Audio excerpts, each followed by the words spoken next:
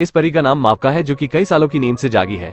इसके जागने के साथ ही पूरा जंगल फिर से हरा भरा हो गया है। इस जंगल में इसी के जैसी और भी परियां रहती और ये वहाँ के सभी जादुई जानवरों और पेड़ों के साथ मिलकर रहते हैं। उसे जंगल से दूर एक गांव होता है जिसमें लूकस नाम का एक लड़का रहता है। एक दिन उसे पता चलता है उसके चाचा की तबीयत बहुत ज्यादा खराब हो गई है। पैसों की कमी के कारण वो अपने चाचा का इलाज नहीं करवा पाता। तभी उस गांव में एक लड़की आती है जो उसी जादुई जंगल से एक जादुई पत्ता लाने को कहती है, लेकिन सभी उस जंगल से बहुत डरते थे, इसलिए कोई उसके लिए काम नहीं करता है। फिर लूकस उस जंगल में जाकर उस पत्ते को लाने के लिए तैयार हो जाता है। जंगल में परियों को पता लगता है कि अब उनमें से किसी को उन सबका सरदार चुना जाएगा, लेकिन कोई भी मौका को नहीं चुना चाहता था।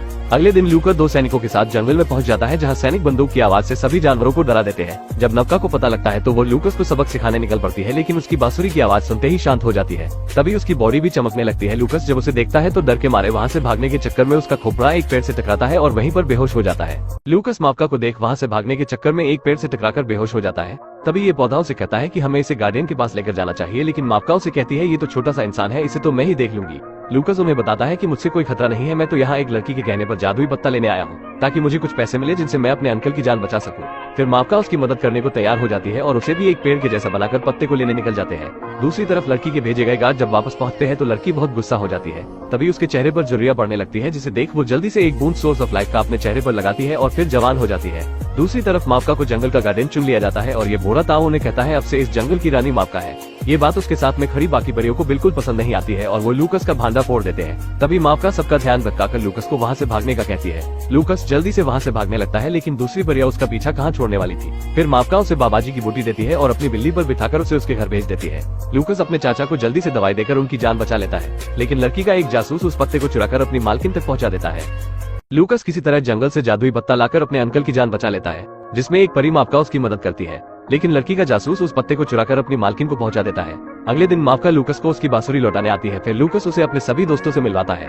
अब जैसे ही लूकस मावका के लिए बांसुरी बजाता है तो मावका की पूरी बॉडी चमकने लगती है, जिससे सभी गांव वालों को पता चल जाता है कि मावका एक परी है जो कि जादुई जंगल से आई है और उसे कैद कर लिया जाता है। फिर ये लड़की अपने भड़काऊ भाषण से सभी गांव वालों को बताती है कि परियां अच्छी नहीं होती है और उन्होंने ही मेरे पिता को मारा था। ये सुन सारे गांव वाले मावका को मारने का कहते हैं, लेकिन तभी वहाँ पर जादुई पेड़ आकर उसे बचा लेते हैं और उसे बताते हैं कि इंसान अच्छे नहीं होते हैं और हमारे बीच कभी दोस्ती नहीं हो सकती है। दूसरी तरफ लड़की पूरे गांव वालों के साथ मिलकर जंगल की परियों पर हमला करने का प्लान बनाती है और लूकस को एक कमरे में कैद कर देती है। वो लूकस को कहती है अगर तुम मुझे जादुई पेड़ का पता बता दोगे तो मैं इसे छोड़ दूंगी, और लूकस उसे जादुई पेड़ का पता बता देता है, लेकिन ये तो परी की जगह परा निकलता है। ये लड़की सभी गाँव वालों को भड़काकर परियों पर हमला करने को कहती है और अपनी बड़ी बड़ी मशीनें लेकर जंगल की ओर निकल पड़ती है, क्योंकि उसे जादुई पेड़ पर कब्जा करना है जिससे वो हमेशा के लिए जवान हो सकती है। लेकिन उस पेड़ की रक्षा जंगल के गार्डियन और परियां करती है। सभी गार्डियन ये देख बहुत परेशान हो जाते हैं और मावका को उसे रोकने के लिए भेजते हैं। मावका अपनी शक्तियों से सभी मशीनों को रोक देती है और उसे कहती है अगर तुम सभी लोगों को यहाँ से लेकर जाओ तो मैं तुम्हें एक जादुई पत्ता दे सकती हूँ, लेकिन इस लड़की को तो पूरा पेड़ ही चाहिए और उसे साफ मना कर देती है। लड़की उसे कहती है तुम कितनी बुरी हो और लूकस कितना अच्छा है जो दूसरों की परवाह करता है।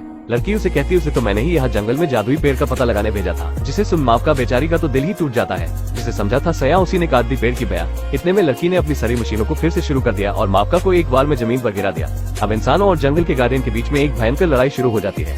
लड़ाई के बीच में लूकस का कुत्ता आकर इस पेड़ को सारी सच्चाई बताता है और उन्हें लूकस को छुड़ाने का कहता है। इस लड़की को जादुई जंगल से हमेशा जवान रहने वाली बूटी चाहिए होती है, इसलिए ये सभी गाँव वालों को भड़काकर जंगल और परियों पर हमला करवा देती है। तभी लूकस का कुत्ता इस पेड़ को लूकस के बारे में बताता है कि कैसे इस लड़की ने उसे कैद कर लिया है। फिर ये कुत्ते के साथ मिलकर उसे बचाने जाते हैं और किसी तरह लूकस की जान बच जाती है।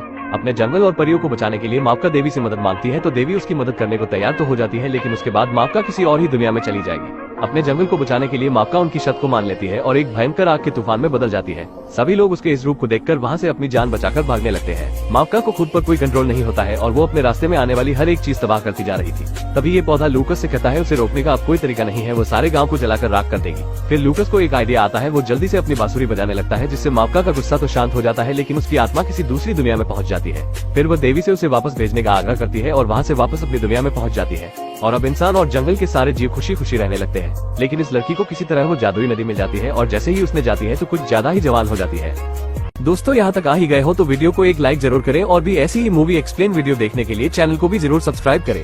हम मिलेंगे आपसे बहुत ही जल्द अगली ऐसी ही धमाकेदार वीडियो में, तब तक के लिए गुड बाय।